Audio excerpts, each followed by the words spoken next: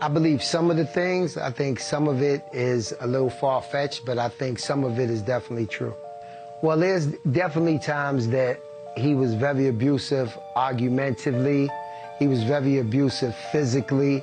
You know, that particular time that Cassie is talking about, they were at a dinner or a gathering on Sunset Boulevard, and Cassie was talking to a manager, and he got very upset about that. You know, he didn't want her talking to any other managers or doing anything without his say-so. And he got very abusive that day, and I jumped out the car, and I ran up on him, and I grabbed him, and I was like, what are you doing? Do you see where we at? Like, what's going on? And he got inside the car once I grabbed him up, and he realized the way he was at, but some of the damage was done already, and I put her inside the car, too. You know, at the end of the day, he's Sean Combs, he's Diddy. You know, a lot of the things that they accuse him with, I feel falls under different kind of jurisdictions. You know, it's been plenty times we've been out the country, we've been in other cities, other states where you meet people at parties, you dance, you party, they go back to the hotel, and he has a private jet. So he says, hey, you want to come to New York? You want to come to LA for a week or two? And they get on the jet, and for a week or two, they might be there, and then he'll tell the assistant, okay, fly him back. If that falls under sex trafficking, then yes, but as far as like physically sex trafficking and making someone go somewhere, I don't believe that to be true. That's the allegation.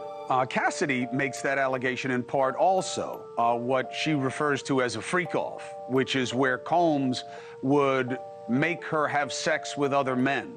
And then that allegation was expanded in some of these other reports that we've seen of, yeah, that's what he does. He would get women and make them have sex with other men, and that he would get drugs and traffic them, meaning bring them in for sale and use by other people. Well, on that aspect, I'm going to say I don't know what he does actually in the bedroom. I've never actually witnessed anything like that. But I have seen people that I haven't ever seen in my life, guys that I've never seen before, go into a hotel room with them. And I know that only they was in the room. Nobody else was in the room. But what actually went on, or if they was forced to do it, or how much they got paid, I didn't know about that. But I definitely did see people go into private places where him and Cassie was at. Do people who know the realities think Combs is going to get hooked on at least some of these charges? And why do you think his friends aren't coming forward to defend him? Well, I think a lot of things that he's being charged with, a lot of things that he's being accused with is the norm.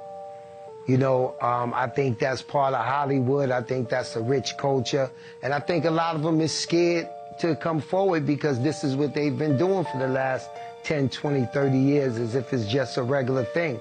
And by Cassie speaking up and finally standing up for what I feel she should have did a long time ago, it's given a lot of people courage to speak up on the things that they thought was the norm.